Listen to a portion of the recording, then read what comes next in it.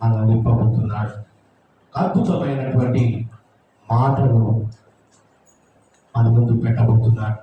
ఆయన చేసినటువంటి ఆశ్చర్య కార్యాలు, అద్భుతాలను మనం కనపరచడానికి మన ముందు పెట్టి ఉన్నాడు. పరిశుద్ధ గ్రంథంలో నుండి మార్కు సువార్త 7వ అధ్యాయము 31వ వచనం నుండి 37 వచనాల వరకు చదివినట్లయితే 31వ వచనం నుండి 7వ అధ్యాయము 31వ వచనం. ఆయన మరలా తూరు ప్రాంతములు విడచి సీదోను ద్వారా దెకపోలి ప్రాంతముల మీదుగా గలిలయ సముద్రము వద్దకు వచ్చెను. అప్పుడు వారు చెవుడు గల నత్తి ఒకని ఆయన యొద్దకు తోడుకొని వచ్చి వాని మీద చేతులు ఉంచుమని ఆయనను వేడుకొనిరి. సమూహంలో నుండి ఆయన వారిని ఏకాంతమునకు తోడుకొని పోయి వాని చెవులలో తన వేలు పెట్టి ఉమ్మివేసి వాని నాలుక ముట్టి ఆకాశం వైపు కనులెత్తి నిట్టూర్పు విడిచి ఎఫాతా అని వానితో చెప్పెను. ఆ మాటకు తెరవబడుమని అర్థము. అంతటా వాని చెవులు తెరవబడెను, వాని నాలుక నరము సడలి వాడు తేటగా మాట్లాడుచుండెను. అప్పుడు ఆయన ఇది ఎవరితోనూ చెప్పవద్దని వారికి ఆజ్ఞాపించెను. అయితే ఆయన చెప్పవద్దని వారికి ఆజ్ఞాపించిన కొలది వారు మరీ ఎక్కువగా దానిని ప్రసిద్ధి చేయుచు ఈయన సమస్తమును బాగు చేసి ఉన్నాడు, చెవిటి వారు వినున్నట్లుగాను మూగవారు మాట్లాడునట్లుగాను చేయుచున్నాడని చెప్పుకునేది అపరిమితముగా ఆశ్చర్యపడేది. హల్లెలూయా. ఇది ముఖ్యంగా గమనించినట్లయితే మార్కు సువార్తికుడు రాయించున్నటువంటి అద్భుతాన్ని గమనించినట్లయితే చూస్తే ఆయన మరలా తూరు ప్రాంతములు విడిచి సీదోను ద్వారా దెకపోలి ప్రాంతముల మీదుగా గలిలయ సముద్రమునకు వచ్చారు. దెకపోలి ప్రాంతంలో యేసుక్రీస్తు ప్రభువారు చేసిన అద్భుతము మన ముందు పెట్టి ఉన్నాడు. ఇక్కడ గమనిస్తే మార్కు గారు మరి ఈ రాయడానికి గల కారణం ఏంటంటే ఇక్కడ యేసుక్రీస్తు ప్రభువారు చేసిన అద్భుతాలన్నీ వేరు, ఈ అద్భుతము వేరు. ఇక్కడ గమనిస్తే 2 సంఘటనలు. ఒక వ్యాధి ఉంటే పర్లేదు, ఇక్కడ 2 రకముల వ్యాధులు కనపడుతున్నాయి. చెవుడు గల నత్తివాడు, చెవుడు గలవాడు నత్తివాడు. అంటే ఒక వ్యక్తికి చెవుడుంది, నత్తి ఉంది. 2 సంఘటనల మధ్యలో మరి ఇక్కడ గమనిస్తే ఈ రెండింటిని మరి స్వస్థపరచమని వాళ్ళు యేసుక్రీస్తు వారి దగ్గరికి తీసుకొచ్చారు ఆ వ్యక్తి. ఇక్కడ గమనిస్తే ఈ 2 అద్భుతములు మరి ఈ దెకపోలి అనే ప్రాంతంలో యేసు ప్రభువారు ఈ అద్భుతాన్ని కనపరిచాడు అన్న దానికి మరి ఇక్కడ మనకు సత్యం కనపడుతుంది పరిశుద్ధ గ్రంథంలో. ఈ మార్కు గారు రాస్తున్నందుకు దీనికి కారణం ఏంటంటే అన్యులైన రోమీయులకు యేసు ప్రభువును తెలియపరచడానికి వరకై ఈ సంఘటనలో తెలియపరుస్తూ రాస్తున్నాడు. ఇక్కడ గమనించండి, ఈ అద్భుతముల నుండి మరి గొప్ప మర్మాన్ని మనకు తెలియపరుస్తున్నాడు. ఈ అద్భుతము జన సమూహములో నుండి వెలుపటికి బాగా గమనించండి. ఇక్కడ ఏమంటున్నాడు చూడండి, ఇక్కడ రాయబడ్డ మాటలు చూడండి. సమూహములలో నుండి ఆయన వారిని ఏకాంతముగా తోడుకొని పోయి చూడండి, ఏకాంతముగా తీసుకుపోయాడు. వారి మధ్యలో చేయలేదండి, వారి మధ్యలో చేయకుండా ఏకాంతంగా తీసుకొని పోయి చూడండి ప్రత్యేకమైన శ్రద్ధ పెట్టాడు. ఎవరి మీద? చెవుడు గల వారి మీద, నత్తి గల వారి మీద. 2 వారికి అనారోగ్య స్థితిలో ఉన్నాడు. మరి శ్రద్ధగా మరి చేసినటువంటి అద్భుతాన్ని గమనించినట్లయితే అన్ని అద్భుతాలు వేరు, ఈ అద్భుతము వేరు. ఇది బహు కష్టతరమైన అద్భుతం. ఒకటంటే విడుదల అవుతుంది, ఒక వ్యక్తి 2 ఉండడం వల్ల విడుదల చేయడానికి ఎంతగా మరి యేసుక్రీస్తు వారు తండ్రిని మొరపెట్టిన విధానము మార్పుగా రాశారు. చూడండి, ఇక్కడ గమనిస్తే ఇక్కడ ఒక మాట మనము తెలుసుకోవాలి. చూడండి, సమూహములలో నుండి ఆయన వారిని ఏకాంతమునకు తోడుకొని పోయి వాని చెవులలో తన వ్రేళ్లు పెట్టి ఉమ్మి వేసి వారి నాలుకను ముట్టి. హల్లెలూయా. బాగా గమనించండి, అద్భుతము చేసిన తదుపరి ఈ అద్భుతం అనగా పుట్టినది మొదలుకొని ఏ ఒక్కరు కూడా పుట్టుకతో మాట్లాడతారండి? పుట్టగానే మాట్లాడతారా? మాట్లాడరు. అయితే పుట్టిన వెంటనే తల్లిదండ్రులు నేర్పే విధానము, ఆ మాటల ఆ వినికిడిని బట్టి, ఆ ఏదైతే మూమెంట్స్ని బట్టి పిల్లలు మాటలు నేర్చుకోగలరు. అయితే ఇక్కడ కూడా మరి మామూలు మనిషిగా చేయాలి. ఎవరిని? ఆ వ్యక్తిని. చెవుడు గలవాడు, నత్తి గలవాడు మామూలు వ్యక్తిగా జనసమూహం ముందు కనపరచాలి. ఇది ఎంత గొప్ప అద్భుతమో గమనించండి ప్రియమైన దేవుని బిడ్డారా. ఇక్కడ గమనిస్తే మరి ఏం చేశాడంటే వాడిని ఏం చేశాడు? ఏకాంతముగా తోడుకొని ఏం చేశాడండి? ఏకాంతమునకు తోడుకొని పోయి వాని చెవులలో తన వ్రేళ్లను పెట్టి ఉమ్మి వేసి వారి నాలుకను ముట్టి ఆకాశం వైపు కన్నులెత్తి నిట్టూర్పు విడచి ఎఫ్తా అని వానితో. హల్లెలూయా. ఎన్ని సంఘటనలు జరిగాయో బాగా గమనించండి. ఇక్కడ గమనించినట్లయితే ఏకాంతముగా మొట్టమొదటిగా ఏం చేశాడండి? ఏకాంతముగా తీసుకొని వెళ్ళి ఆ అనారోగ్యంగా ఉన్నవాడు యేసుక్రీస్తు వారు వీరిద్దరి మధ్యలో పరిశుద్ధాత్ముని కార్యము కనపరిచారా? అక్కడ తండ్రి, కుమార, పరిశుద్ధాత్మ క్రియలు జరిగాయి. గమనించండి, ఏకాంతంగా కూడా కొంతమంది భక్తులు కూడా మరి బయలుపరచబడిన సంఘటనలో చూద్దాం. ఏలియా సారెపతు విధవరాలి విషయంలో వారి ఆ విధవరాలి కుమారుని బ్రతికించేటప్పుడు కూడా జరిగిన సంఘటన ఒకసారి చూద్దాం. చూడండి, మొదటి రాజుల్లోనికి వెళ్దాం. 17వ అధ్యాయం 19వ వచనం చదువు. మొదటి రాజులు 17వ అధ్యాయం.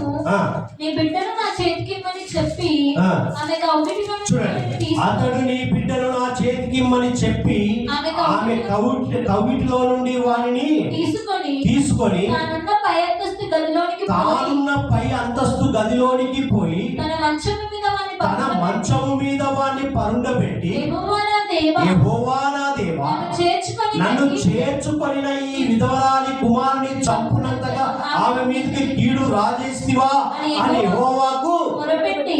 హల్లెలూయా. ఆమె ఏం చేసిందండి? విధవరాలు ఎవరికి ఇచ్చిందండి? ఏలియా గారికి ఆతిథ్యం ఇచ్చింది, షెల్టర్ ఇచ్చింది, వసతి కల్పించింది, భోజనము పెట్టింది, అన్ని రకములుగా అన్ని చూసుకున్నది. మరి ఆ విధవరాలి కుమారుని విషయంలో అలా జరగడం వలన ఎవరికి నింద వస్తుందండి? ఎవరికి నింద వస్తుంది చెప్పాలి? దేవునికేనా? చెప్పాలి, నోరు విప్పాలి. ఎవరికి వస్తుంది నింద? మరి ఎలీషాను నడిపించిన దేవునికి మొదటిగా వస్తుంది, ఆ తదుపరి ఏలియా గారికి వస్తుంది. బాగా గమనించండి, ఏలియా ఆమె భోజనము పెట్టింది, ఆతిథ్యం ఇచ్చింది. ఆతిథ్యం ఇచ్చినప్పుడు మరి ఆ వ్యక్తి ఇంటికి వచ్చినప్పుడే నా కుమారుడు చనిపోయాడని చెప్పి మరి ఏలియా గారి మీద నింద వస్తుందా? నువ్వు వచ్చావు, నా కుమారుణ్ణి చావుకు నువ్వే కారణం అంటే. అందుకే ఏలియా గారు ఏం చేశారంటే మొరపెట్టాడు దేవునికి. ఏమని మొరపెట్టాడో చూడండి. యెహోవా నా దేవా, నన్ను చేర్చుకున్న ఈ విధవరాలి కుమారుని చంపునంతగా ఆమె మీదికి కీడు రాజేస్తివా అని యెహోవాకు మొరపెట్టి ఆ చిన్నవాడి మీద ముమ్మారు తాను పారచుచ్చుకొని, యెహోవా నా దేవా, నా మొర ఆలకించి ఈ చిన్నవాడి ప్రాణము మరలా రానిమ్మని యెహోవాకు ప్రార్థింపగా యెహోవా ఏలియా చేసిన ప్రార్థన ఆలకించి ఆ చిన్నవానికి ప్రాణము మరలా రానిచ్చినప్పుడు వాడు బ్రతికెను. హల్లెలూయా. ఇక్కడ గమనించండి, ఏలియా గారు డైరెక్ట్ గా చేశారండి? తను సొంతగా చేయగలిగాడా? దేవుడికి మొరపెట్టాడు, ప్రార్థన చేశాడు, మొరపెట్టాడు. ఆ మొరను విన్న దేవుడు అక్కడ కార్యాన్ని కనపరిచాడు. మరి ఆ ముందు చేయొచ్చు కదా, చేశాడా? తానున్న గదిలోనికి పైకి తీసుకువెళ్ళి ఏకాంతముగా దేవునితో మాట్లాడాడు. మొదటిగా దేవునితో మాట్లాడడం ద్వారానే కార్యము కనపరచబడింది. ఇక్కడ అందుకే యేసుక్రీస్తు ప్రభువారు కూడా జనసమూహంలో కార్యము చేయవచ్చు, కానీ అక్కడ ఆ సందర్భాన్ని ఎన్నో పర్యాయములు జనసమూహం మధ్యలో కార్యాలు చేశాడు, అద్భుతాలు చేశాడు, సూచక్రియలు చేశాడు. కానీ ఆ రోజు ఆ సమయంలో ఆ చెవుడు గల వాడిని నత్తిగల వాడిని ఏకాంతంగా తీసుకెళ్ళి తండ్రికి మొరపెట్టాడు. రెండు విడుదల కావాలి వాడికి, మామూలు మనిషిగా కావాలి అంటే ఆ అద్భుతాన్ని పరిశుద్ధాత్ముని ద్వారా కార్యము జరిగించినట్టుగా మన ముందు బయటపరిచాడు. మరి ఏలియా గారు కూడా సారెపత్తు విధవరాలి కుమారుడి విషయంలో కూడా కార్యాన్ని కనపరిచినట్టుగా మన ముందు పెట్టాడు. అదే ఇంకొకటి చూడండి, ఎలీషా గారు చూడండి, ఏలియా గారు చేశారు, ఎలీషా గారు కూడా షునేమీరాయులైనటువంటి కుమార్తెను లేపాడు. చూడండి, 2వ రాజుల్లోకి వెళ్దాం. 4వ అధ్యాయం 33వ వచనం. 4వ అధ్యాయము 33వ వచనం ఒకసారి చదువు. తానే లోపలికి పోయి 32 చదువు. ఎలీషా ఆ ఇంటదొచ్చి బాలుడు మరణమై ఉండి తన మంచము మీద పెట్టబడి ఉండ చూచి తానే లోపలికి పోయి వారిద్దరే లోపల ఉండగా తలుపు వేసి యెహోవాకు ప్రార్థన చేసి మంచము మీద ఎక్కి బిడ్డ మీద తను చాచుకొని తన నోరు వాని నోటి మీదను తన కళ్ళు వాని కళ్ళ మీదను తన చేతులు వాని చేతుల మీదను ఉంచి బిడ్డ మీద పొడుగ్గా పడుకొనగా ఆ బిడ్డ ఒంటికి వెంట పుట్టాను. తాను దిక్కి ఇంటిలో యువతల నుండి యువతలకు ఒకసారి తిరిగి నడిచి మరణా మంచం మీదకి ఎక్కి దాని మీద పొడుగ్గా పడుకొనగా బిడ్డ 7 మార్లు తుమ్మి కళ్ళు తెరిచి. హల్లెలూయా. ఇద్దరు దేవుడికి మొరపెట్టే దేవుడిచ్చిన తలంపు ద్వారా కార్యాలు జరిగించారు. ఏకాంతముగా జరిగిన సంఘటనలు ఇవి. అదే విధంగా చూస్తే పేతురు గారు కూడా తబితను లేపినప్పుడు జరిగిన సంఘటన ఒకసారి చూద్దాం. అపోస్తలుల కార్యము 9వ అధ్యాయము 40వ వచనానికి వెళ్దాం. ఇక్కడ దేవుడు కనపరిచిన అద్భుతాల్లో మరి తాను చేసిన కార్యాలు కూడా మరి ఏకాంతంగా చేసినప్పుడు తనను మరి తన యందు భయభక్తులు కలిగిన జీవితంతో తన మాటకు లోబడి చేసిన ప్రవక్తల కార్యాలు కూడా మన ముందు పెట్టి ఉన్నాడు. అపోస్తలుల కార్యము 9వ అధ్యాయము 40వ వచనాన్ని ఒకసారి గమనించండి. చూడండి, పేతురు ఏం చేశాడు? అక్కడ ఆమె గురించి ఏడుస్తున్నారు అందరూ. అయ్యా, ఈమె చేసిన కార్యాలను చెప్పుకుని అందరూ ఏడుస్తున్నారు. వాళ్ళు ఏం చేశాడు?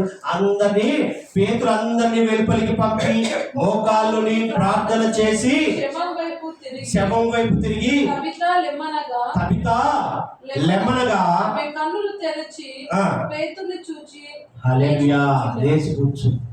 మరి ఆ ఏడ్చే వాళ్ళ ముందు కార్యం చేస్తే మా పేతురును అక్కడ పేతురు ఏమవుతాడు?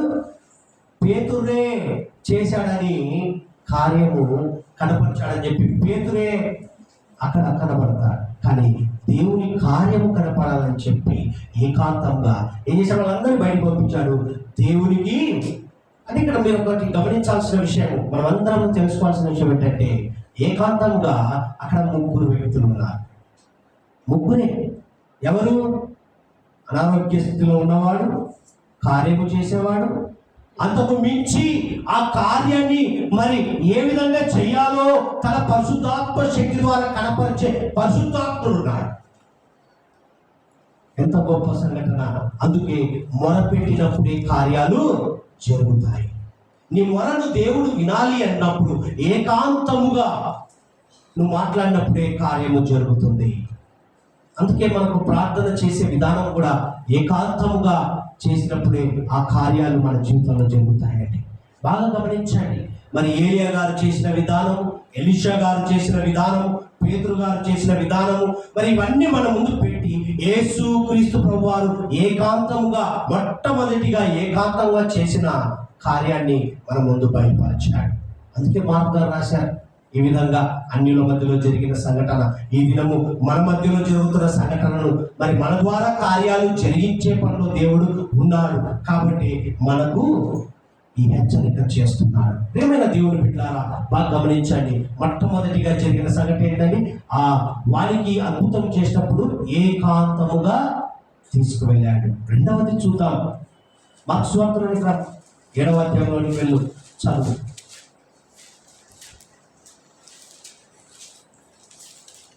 33 చదువు.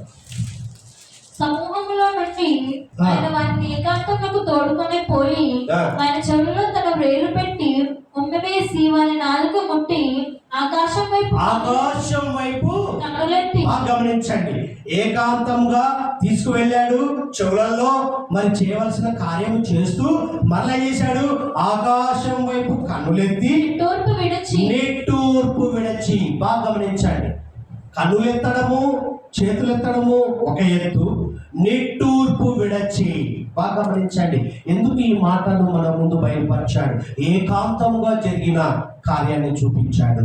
తదుపరి ఆకాశం వైపు కన్నులెత్తి నిట్టూర్పు మన జీవితంలో అవసరం. చూద్దాం ఎందుకు ఈ మాట రాశాడు, బయలుపరుస్తున్నాడంటే యేసుక్రీస్తు ప్రభువారు కన్నులెత్తి మరి మొరపెట్టి అందరూ ఆడ ప్రార్థన చేశారు. ప్రార్థన చేసి క్రియను చూపించారు. ఎవరు? ఏలియా గారు, ఎలీషా గారు, పేతురు, ముగ్గురు క్రియలు కనపరిచారు. మరి యేసుక్రీస్తు ప్రభువారు కూడా క్రియలు కనపరిచే విధానం మనకు చూపిస్తున్నాడు. బాగా గమనించండి, మనుషుల్లోని బలహీనతలు యేసుక్రీస్తు ప్రభువారు నిజంగా ఈ అంగవైకల్యాలు మరి ఈ బలహీనతలు యేసు ప్రభువారికి చాలా బాధ కలిగించాయి మనుషుల విషయాలు. ఎందుకు మరి ఈ మాట మనకు పదే గుర్తు చేస్తున్నాడంటే ఒక మాట చూద్దాం. మత్తయి గారు రాస్తారు చక్కని మాట, 8వ అధ్యాయంలోనికి వెళ్ళాము. మనుషుల్లోని బలహీనతలను మరి అంగవైకల్యాలను మరి యేసుక్రీస్తు ప్రభువారికి ఎంత బాధనిచ్చిందో, ఎంత బాధ కలుగజేశాయో చూద్దాం. 8వ అధ్యాయంలోనికి వెళ్ళాము. 17వ వచనం ఒకసారి గమనించు. ఆయన మాట వలన, చూడండి, ఆయన మాట వలన దయ్యములను వెళ్ళగొట్టి రోగులను స్వస్థపరచండి. అందువలన ఆయనే, ఎవరండి? ఆయనే మన బలహీనతలను వహించుకొని మన రోగములను భరించనని ప్రవక్త అయిన యెషయా ద్వారా చెప్పబడినది నెరవేరెను. ఆ దినమే ప్రవక్త ద్వారా బయలుపరచబడిన మాట ఇక్కడ నిరర్ధకముగా నిలిచి ఉన్నది. ఆనాడే ఆయన పుట్టక మునిపే ప్రవక్త ద్వారా బయలుపరచబడిన మాటలు ఇక కనపరచబడ్డాయి. ఎలా? చూడండి, ఆయనే మన బలహీనతలు ఎవరండి బలపరిచింది? ఆయనే, యేసుక్రీస్తు ప్రభువారే. మరలా మన రోగములను భరించాడు. చూడండి, ప్రవక్త అయిన యెషయా ద్వారా చెప్పబడి ఉన్నది. యెషయా గ్రంథంలోనికి వెళ్దాం. యెషయా గారు ఏమని చెప్పబడిన మాటను చూద్దాం. మత్తయి గారు రాసిన మాట మరి అది సత్యమా కాదా అన్నది ఇక్కడ తెలియపరిచాడు. ఒక్కసారిగా చూద్దాం. 63వ అధ్యాయంలోనికి వెళ్దాం. మరి ప్రవక్త గారు రాసిన మాటను ఒకసారి చూసినట్లయితే 9వ వచనాన్ని చూస్తే చూడండి, ఇక్కడ రాయబడిన మాట, ప్రవక్త గారు రాస్తున్న మాట చూడండి. వారి యావత్ బాధలు,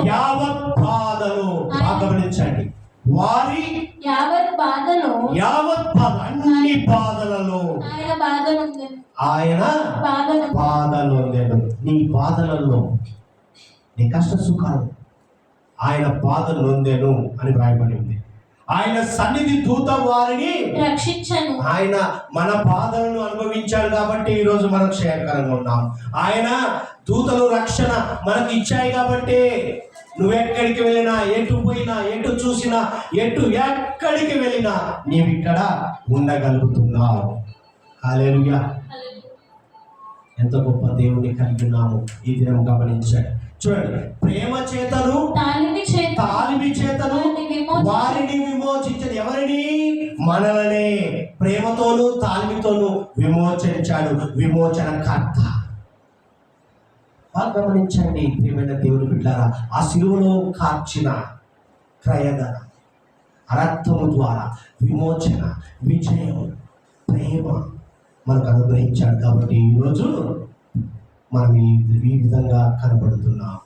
ప్రియమైన దేవుని బిడ్డారా, చూడండి మరలా అంటాడు, పూర్వ దినములన్నిటను ఆయన వారిని ఎత్తుకొనుచు మోసుకొని వచ్చాడు. హల్లెలూయా. ఆయన ఎత్తుకున్నాడు. నీ పాదములకు రాయి తగలకుండా, పగలు ఎండ దెబ్బైనను రాత్రి వెన్నెల దెబ్బైనను. చూసారా ఇంత గొప్ప దేవుణ్ణి కలిగి ఉన్నాడు. అందుకే ప్రవక్త గారు ముందుగానే బయలుపరచబడి ఉన్నాడు. అందుకే ఆయన మనుషుల్లోని బలహీనతలను, అంగవైకల్యాలను ఆయన బాధనిచ్చింది కాబట్టి ఆయన అన్నిటినీ అనుభవించాడు. ప్రియమైన దేవుని బిడ్డారా, రోమీయులకు రాసిన పత్రికలో ఒకసారి చూద్దాం. రోమీయులకు రాసిన పత్రికలో రాయబడిన మాటను చూద్దాం. 8వ అధ్యాయం 26వ వచనాన్ని చూద్దాం. 26వ వచనం. అటువలే నిట్టూర్పు అనే మాటకు మనకు ఇక్కడ అర్థాన్ని బయలుపరిచాడు. బాగా గమనించాడు. అటువలే ఆత్మయు మన బలహీనతను చూచి సహాయము చేయుచున్నాడు. ఏలయనగా మనము యుక్తముగా ఎలాగూ ప్రార్థన చేయవలెనో మనకు తెలియదు గాని ఉచ్చరింప శక్యము కాని ఆత్మ తానే మన పక్షముగా విజ్ఞాపన. హల్లెలూయా. ఏం చేశాడండి? ఆకాశం వైపు కన్నులెత్తి నిట్టూర్పనగా ఆత్మలో మూలుగుచున్నాడు. ఎవరికి? పరిశుద్ధాత్మునికి తెలియపరుస్తున్నాడు. బయటికి కనపడకుండా ఆత్మలో మూలుగుచు మన గురించి వేదన పడుతున్నాడు. నిట్టూర్పును తెలియపరుస్తున్నాడు. ఇక్కడ గమనించండి. అటువలే ఆత్మయు మన బలహీనతను చూసి సహాయము చేయుచున్నాడు. మన బలహీనతను చూసి సహాయం చేస్తున్నాడు. మరలా ఏమంటాడు? ఏలైనగా మనము యుక్తముగా ఎలాగూ ప్రార్థన చేయవలెనో మనకు తెలియదు. అని దేవుని ఏ విధంగా ఈ కార్యము చెయ్యి అని మనం అడుగుతాం, కానీ అది ఏ విధంగా జరుగుతుంది, ఏ విధంగా అడిగితే కార్యము జరుగుతుందనో మనకు తెలియదు. ఎందుకు? మనకేంటి, ఆయన కార్యాలు చేస్తాడనేది తెలుసు, కానీ నువ్వు మమేకమై తల్లిదండ్రులకు ఏ విధంగా నువ్వు తెలియపరచుకుంటావో, భర్త భార్యకు, భార్య భర్తకు ఏ విధంగా తెలియపరచుకుంటాడో ఆ విధంగా నువ్వు తెలియపరచలేవు. దేవుణ్ణి అడిగితే ఏమనుకుంటాడు? నేను సరిలేనేమో, ఒకవేళ నేను అడిగితే అవుతుందో కాదో, అపనమ్మకమైన అవిశ్వాసంతో నువ్వు అడుగుతావు కాబట్టి కార్యాలు జరగవు. అయితే నీ పట్ల, నీ బలహీనత పట్ల, నీ బాధ అన్నిటినీ గమనించిన యేసుక్రీస్తు ప్రభువారు తండ్రితో మాట్లాడుతున్నాడు. ఏమని? నిట్టూర్పు విడుస్తున్నాడు. ఆకాశం వైపు కళ్ళెత్తి, చెవిటి గలవాణ్ణి, నత్తి గలవాణ్ణి నీ ముందు పెట్టానయ్యా. జన సమూహము ముందు నేను చేయవచ్చు, నాకు ఆ శక్తి ఇచ్చావు, కానీ ఏకాంతంగా తీసుకొచ్చి నేను నీతో మాట్లాడుతున్నాను. 2 వ్యాధులు గలవాన్ని మామూలు మనిషిగా చేయని చెప్పి ఆత్మను మూలుగుచు పరిశుద్ధాత్మతో మాట్లాడుతున్నాడు. ఎంత చక్కగా మాట్లాడుతున్నాడో చూడండి. ఇక్కడ ఏమంటున్నాడో చూడండి. ప్రియమైన దేవుని బిడ్డలారా, మరి మనకు తెలియదు కానీ ఉచ్చరింప శక్యము కానీ మూలుగులతో ఆ ఆత్మను తానే మన పక్షంగా విజ్ఞాపన మరియు హృదయములను పరిశోధించువాడు ఆత్మ యొక్క మనసును ఏదో. నీ హృదయాన్ని పరిశీలన చేస్తున్నాడు కాబట్టి ఆత్మ యొక్క ఏమంటున్నాడు ఇక్కడ చూడండి, ఆత్మ యొక్క మనస్సు ఏదో ఎరుగును. కీర్తనకారుడు 139వ కీర్తనలో వ్రాస్తాడు ఎంత చక్కగా, నువ్వు లేస్తున్నా, నడుస్తున్నా, నువ్వు వెళ్తున్నా అన్నిటినీ పరిశీలన. దావీదు మహారాజు రాశాడు చూడండి, నీవు నన్ను పరిశోధించి తెలుసుకొని ఉన్నావు, నేను కూర్చునుట, నేను లేచుట. మరి దేవునికి అన్ని తెలుసు. అందుకే రాయబడిన మాటను చూస్తే ఇక్కడ ఏమంటాడంటే, ఏలయనగా ఆయన దేవుని చిత్త ప్రకారము పరిశుద్ధుల కొరకే విజ్ఞాపనము చేయుచున్నాడు. హల్లెలూయా.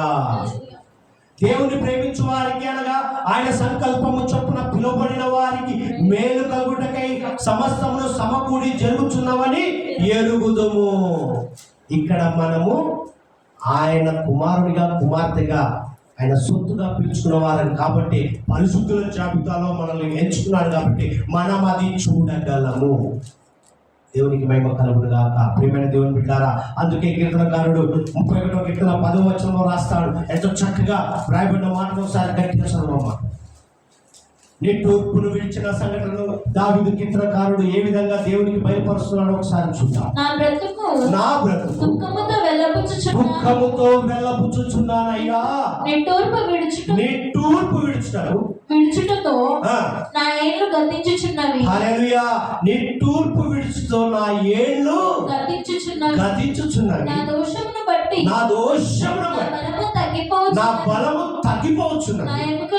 నా ఎముకలు క్షీణించిపోవచ్చున్నవి. నా శత్రులందరికీ నేను నిందాస్పత్రుడై ఉన్నాను. నా పొరుగు వారికి విచారకరంగా కనబడుతున్నానయ్యా.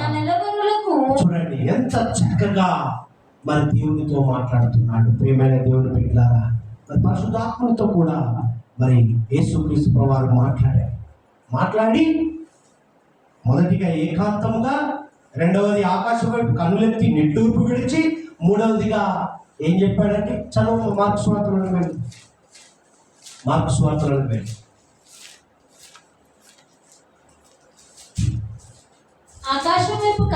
ఆకాశం వైపు కన్నులెత్తి నిట్టూర్పు విడిచి అని వానితో చెప్పాను. ఎఫ్ఫతా అని వానితో చెప్పాను. ఆ మాటకు తెరవబడుమని అర్థం. తెరవబడును. హల్లెలూయా. ఈ దినాంశము తెరవబడుట. ప్రియమైన దేవుని బిడ్డలారా, తెరవబడును ఆ మాటకు అర్థం పరిశుద్ధాత్మునితో మాట్లాడి ఎఫ్ఫతా అని అన్నాడు. అనగా తెరవబడును అని చెప్పగా, చెప్పుమని చదువు గట్టిగా. ఆ మాటకు తెరవబడమని అర్థము. అంతటా వాని చెవులు తెరవబడెను. వారి నాలుక నరము సడలి వాడు తేటగా మాట్లాడుచుండెను. అప్పుడు ఆయన హల్లెలూయా. కార్యాలు జరిగాయి. 3 విషయాలు జరిగాయి. ముగ్గురితోనే కార్యాలు జరిగాయి. తండ్రి, కుమార, పరిశుద్ధాత్మ క్రియలు కనపరిచాడు.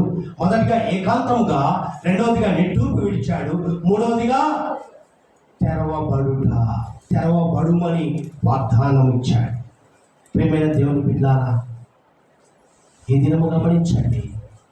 చెవుడు గలవాడు నత్తి గలవాడిని కార్యము దేవుడు ఏ విధంగా కనపరిచాడంటే, ఈ దినము మనతో మాట్లాడుచున్నాడు. ప్రియమైన దేవుని సంగమా, తెరవబడుట. నీ జీవితము తెరవబడినట్టుగా ఉందా? మొట్టమొదటిగా కన్నులు తెరవబడాలి. ఏం చేశాడంటే ఇక్కడ గమనించండి ప్రియమైన దేవుని బిడ్డలారా, తండ్రి అయిన దేవుడు ఆదామును సృష్టించినట్టుగా కార్యం ఏ విధంగా చేశాడో, ఆ సృష్టిలో ఆరంభములో ఆదాముని ఏ విధంగా సృష్టికర్త సృష్టించిన విధానము, ఆదామును నిర్మించిన విధానాన్ని ఈ చెవుడు గలవాని నత్తి గలవాని కార్యం కనపరిచాడు. ఆ సృష్టికి ఆదాముని ఏ విధంగా తయారు చేశాడో మరి అటువంటి క్రియను ఇక్కడ కనపరిచాడు. మరి అందుకే మనల్ని కూడా ఈ దినము మొట్టమొదటిగా కన్నులు నీ జీవితంలో తెరవబడాలి. తెరవబడడానికి మార్కు సువార్తలో రాస్తాడు. చూడండి 8వ అధ్యాయం మార్కు గారు రాస్తున్న మాటలు చూద్దాం. 8వ అధ్యాయం 23వ వచనాన్ని ఒకసారి చూడండి. ఆయన గుడ్డివాని చేయి పట్టుకొని, చూడండి ఏం చేశాడు? కన్నులు తెరిచే పద్ధతిలో కూడా చెవుడు గలవానికి నత్తి గలవానికి ఒక కార్యం చేస్తే, మరలా కన్నులు తెరిచే కార్యంలో చూడండి ఏమని రాశాడు. గుడ్డివాని చేయి పట్టుకొని ఊరి వెలుపలికి తోడుకొని పోయి వాని కన్నుల మీద ఉమ్మి వేసి వాని మీద చేతులుంచి నీకేమైనా కనపడుచున్నదా అని వాడిని అడుగగా, వాని కన్నులెత్తి మనుషులు నాకు కనపడుచున్నారు, వారు చెట్ల వల్ల నుండి నడుచున్నట్లుగా కనబడుచున్నారను. అంతటా ఆయన మరలా తన చేతులు వాని కన్నుల మీద నుంచగా తేరి చూచి కుదుర్చబడి సమస్తముగా తేటగా చూడసాగారు. హల్లెలూయా. ఏం చేశారు? ఒక గుడ్డివాడిని తోడుకొని వచ్చి వాడిని ముట్టమని ఆయన వేడుకున్నారు. బెత్సయిదాకు వచ్చినప్పుడు అప్పుడు ఏమైపోయింది? ఆ గుడ్డివాడిని చేపట్టుకొని ఊరి వెలుపలకు తీసుకెళ్ళాడు. అన్ని బయట కార్యాలు చేశాడు. ఎందుకు? వాడిని చేసి ఎవరికి చెప్పకుండా బాబుని ఆజ్ఞ ఇస్తారు. ఆజ్ఞ ఇచ్చినప్పుడు లాగారా, వెళ్ళి ఆశ్చర్యాడు, కుష్ఠరోగిని బాగు చేశాడు. చేస్తే బాబు ఎవరికి చెప్పకుండా బాబు అంటాడు. కుష్ఠరోగులను బాగు చేసినప్పుడు జరిగిన కార్యం వాడు ఏం చేస్తాడు? వచ్చి అందరూ చెప్పి ముందు యాజకుని కనపరుచుకొని మోసే మరి కానుకను సమర్పించుకో అని చెప్పినప్పుడు ఏం చేస్తాడు? అందరు తెలియపరుస్తాడు. అంటే దేవుని కార్యాలు ఏ విధంగా బయలుపరుస్తున్నాడో చూడండి. మొదటిగా మన కన్నులు తెరవబడాలి. తదుపరి ఏమి జరగాలని కూడా చెప్తాడు. యోహాను సువార్త 9వ అధ్యాయంలో వెళ్దాం. యోహాను సువార్త 9వ అధ్యాయంలో కన్నుల గురించి మాట్లాడతాడు. చక్కని మాట ఇక్కడ వ్రాయబడింది. 9వ అధ్యాయం యోహాను గారు రాస్తారు చూడండి. 9వ అధ్యాయం 6వ వచనాన్ని ఒకసారి చూడండి. ఆయన ఇట్లు చెప్పి నేల మీద ఉమ్మి వేసి ఉమ్మితో బురద చేసి వాని కన్నుల మీద బురద పూసి నీవు సీలోయము కోనేటికి వెళ్ళి అందులో కడుక్కొనమని సీలోయము మాటకు పంపబడిన హల్లెలూయా. అక్కడేమో చెవుడు గల నత్తి గల వాడికేమో ఎఫతా అని మాట్లాడాడు. ఇక్కడేమో కన్నుల గురించి మాట్లాడుతూ ఏమంటున్నాడు? సీలోయమను. ఆ మాటకు అర్థం ఏంటండి? పంపబడిన వాడు, తెరవబడిన వాడు. అంటే ఈరోజు పంపబడిన వాడు మన దగ్గరికి వచ్చాడు. మన కొరకే ఆయన ఈ లోకానికి వచ్చాడు కాబట్టి నీ కన్నులు తెరవబడ్డాయి. మొట్టమొదటిగా నీ కన్నులు తెరవబడాలి. రెండవదిగా మనకు కావాల్సింది ఏంటంటే ఏం చేశాడు? ఇర్మీయా ప్రవక్తలో రాస్తాడు చూడండి. రాతి గుండెను తీసివేసి మాంసపు గుండెను నీకు ఇచ్చేదను అన్నాడు. మనది గుండె ఇప్పటి వరకు రాతి గుండెగా ఉందేను, నీకు మాంసపు గుండెగా తెరవబడింది. అందుకే ఈ తెరవబడిన మాటను నీ ముందు, నా ముందు, మన ముందు బయలుపరిచాడు అనడానికి కారణం ఏంటంటే మొట్టమొదటిగా ఆయన సృష్టించినటువంటి ఈ శరీరములో మొట్టమొదటిగా నీ కన్నులు తెరవబడాలి. ఇప్పటి వరకు మూసుకొని ఉన్నాయి. ఇప్పటి వరకు ఒక అడ్డు తెర ఉన్నది. ఆ తెరను తెంపివేశాడు. ఆ తెంపివేసిన తెరను నీ కన్నులు బాహటంగా చూడాలి, తేటగా చూడాలి. అంటే నీ కన్నులు తెరవబడాలి మొట్టమొదటిగా. తదుపరి చెవులు తెరవబడాలి. తదుపరి నాలుక సరళంగా తెరవబడాలి. ఆ తదుపరి హృదయము తెరవబడాలి. తెరవబడినప్పుడే ఏం జరుగుతుందో తెలుసా? ప్రకటన గ్రంథంలోనికి వెళ్దాం. ప్రకటన గ్రంథము 3వ అధ్యాయము 20వ వచనాన్ని ఒకసారి గమనించండి. ఇదిగో తెరవబడినప్పుడు జరిగే సంఘటన ఈ రోజు మన ముందు పెట్టి ఉన్నాడు. ప్రియమైన దేవుని బిడ్డలారా, ఇదిగో నేను తలుపు నొద్ద నిలుచుండి తట్టుచున్నాను. ఎందుకంటే మూయబడినటువంటి గర్భాలే కాదు, మూయబడినటువంటి చెవులే కాదు, మూయబడినటువంటి నోరే కాదు, మూయబడినటువంటి హృదయమే కాదు, ప్రతి ఒక్కటి నేను తెరిచి ఉన్నాను. కానీ నువ్వేం చేస్తున్నావంటే శారీరక జీవితంలో జీవించుకుంటూ ఆత్మీయానుసారమైన జీవితాన్ని పక్కకు పెట్టి మూయబడిన క్రమంలో జీవిస్తున్నావని చెప్పి ఈరోజు మనం హెచ్చరిస్తున్నాడు. ఆత్మీయానుసారమైన జీవితంతో ఒక్కసారి నీ కన్నులు తెరవబడాలి, నీ చెవులు తెరవబడాలి, నీ నోరు తెరవబడాలి, నీ నాలుక సరళము కావాలి, నీ హృదయము తెరవబడినప్పుడే నేను నీ హృదయం దగ్గరికి వచ్చి ఒకవేళ ఇప్పటి వరకు మూయబడిందేమో ఇప్పుడు తట్టుచున్నాను. ఒకవేళ ఇప్పటి వరకు మరి తెరవబడిన వారిగా ఉన్నవారైనా మరి మూయబడిన స్థితిలో ఉండకుండా ఉండాలని హెచ్చరిస్తున్నాడు. ప్రియమైన దేవుని బిడ్డలారా, అందుకే అంటున్నాడు, ఇదిగో నేను తలుపు నొద్ద నిలుచుండి తట్టుచున్నాను. ఎవడైనను నా స్వరము విని తలుపు తీసిన ఎడల నేను అతని అతని యొద్దకు వచ్చి అతనితో నేను నాతో కూడా అతను భోజనము చేయదు. హల్లెలూయా, భోజనము చేయదు. చేయుదుము. అటువంటి జీవితము మనకు అవసరం. ప్రియమైన దేవుని బిడ్డ, అటువంటి అవకాశము నీకు వచ్చిందంటే వదులుకుంటావా? ఒకవేళ అవకాశం వచ్చినా వదులుకున్న స్థితిలో ఉన్నావేమో ఒక్కసారిగా ఆలోచించమంటున్నాను. ఈ దినము లోకంలో జీవిస్తున్న వారు వేరు, నీవు వేరు. ఎందుకు? నీవు ఆయన ఎంచుకున్నాడు, నమ్మాడు, నిన్ను సొత్తుగా చేసుకున్నాడు, కుమారునిగా, కుమార్తెగా, స్నేహితునిగా, సన్నిహితునిగా పిలుచుకున్నాడు. అందుకే నీకు సూటిగా మాట్లాడుతున్నాడు. ఈ దినం నీ హృదయము తెరవబడాలి. తెరవబడిన హృదయముతో ఆయన నీ యొద్దకు రావడానికి సిద్ధంగా ఉన్నాడు. నీ హృదయాన్ని తెరుచుకున్నట్లయితే, మూయబడి ఉన్నటువంటి హృదయము, కరుడు కట్టినటువంటి గుండెను మాంసపు గుండెగా చేసి ఉన్నాడని గ్రహించి ఉన్నట్లయితే నీ దగ్గరికి రావడానికి సిద్ధంగా ఉన్నాడు. ఆయన వచ్చి ఉన్నాడు. ఇదిగో నేను తలుపు యొద్ద నుండి తట్టుచున్నాను అంటున్నాడు. డైరెక్ట్ గా రావట్లేదండి, డైరెక్ట్ గా కార్యాలు చేయట్లేదు. ఏకాంతంలో తీసుకెళ్ళాడు, నిట్టూర్పు విడిచాడు, అప్పుడే తెరవబడమని వాగ్దానం చేశాడు. వాగ్దాన పుత్రుడు డైరెక్ట్ గా వచ్చి తెరుచుకొని కూర్చోవడం లేదు. ఆ శక్తి గల ఉన్నటువంటి మరి మహాశక్తి గల దేవుడే.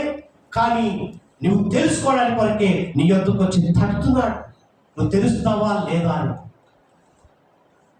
ప్రియమైన దేవుని బిడ్డలారా, ఇప్పటి వరకు మరి ఈ సంఘటన నీ జీవితంలో జరిగి ఉందేమో.